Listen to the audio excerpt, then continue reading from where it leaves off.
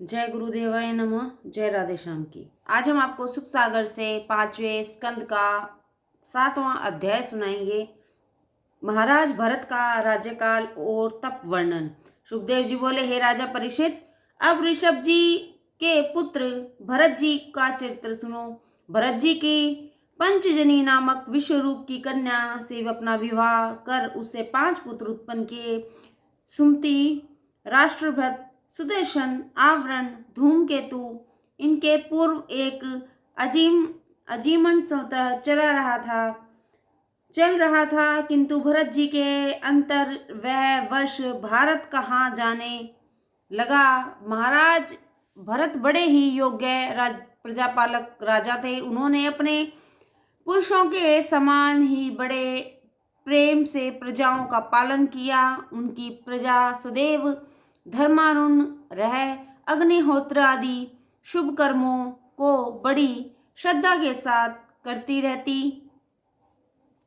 भरत जी ने कितने ही शानपूर्ण युक्त बड़े बड़े यज्ञ किए और राग द्वेष तो उनमें छू भी नहीं गया था। वे स्वतः ही निष्कर्मी थे और अपने सभी कर्मों, धर्मों और ईश्वर अर्पण कर देना ही परम धर्म समझते थे। उनकी समस्त श्रद्धा भगवान वासुदेव में अर्पित रहती थी और वे सदैव यज्ञ आदि धार्मिक कृत्यों में ही लगे रहते थे।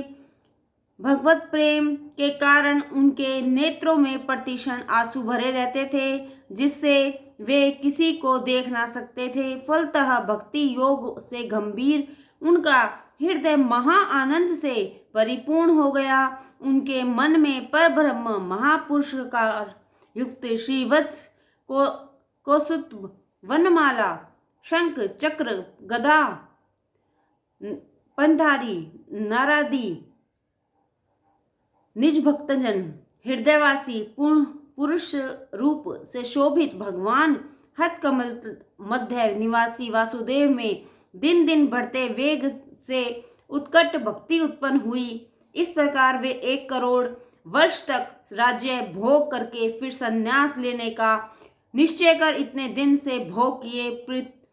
पितामह से प्राप्त राज्य को अधिकानुसार पुत्रों में बांटकर संपूर्ण संपत्तियों को त्याग कर अपने घर से निकल पुनः मुनि के आश्रम में चले गए, जिस आश्रम में भगवान हरि अभी भी वहां रहने वाले भक्तों को वात्सल्य भाव से उनके अभिष्ट रूप से सतृप्ति रहते हैं, जहां पर अब भी नाभियुक्त चक्र वाले पत्थर शलग्राम हैं। ऐसी नदियों में श्रेष्ठ चक्र नदी गंडकी आश्रम स्थानों के स्वर्ण प्राकरणे पवित्र करती है। उस प्रपुलाश्रम के उपवन में अकेले ही वह शुद्ध हृदय और विषय अभिलाष छोड़कर सम दंपति संपन्न होकर नाना प्रकार के फूल,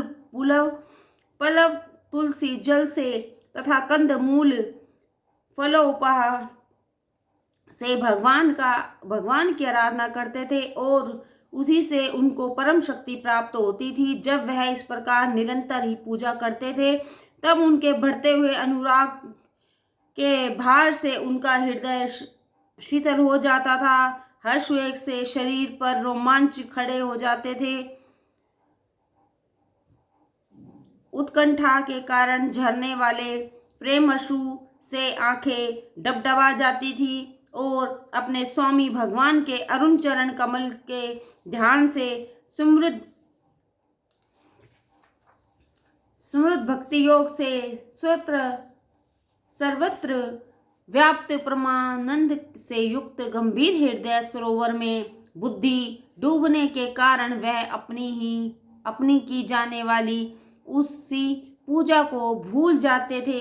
इस प्रकार भगवत धारण कर कृष्ण अंजनी पहन कर त्रिकाल स्नान से गीले पिंगल घुंघराले जटा कलाप से चमकते हुए उदयमान सूर्यमंडल से सूर्य, त्रिषाद से हिरणा में पुरुष भगवान की स्तुति किया करते थे और यह कहा करते थे कि सूर्य देवता, हम आपके तेजो में स्वरूप के शरणागत हैं, आप ही सब कर्मों के फलों को देने वाले हैं। जय गुरुदेवाय नमो।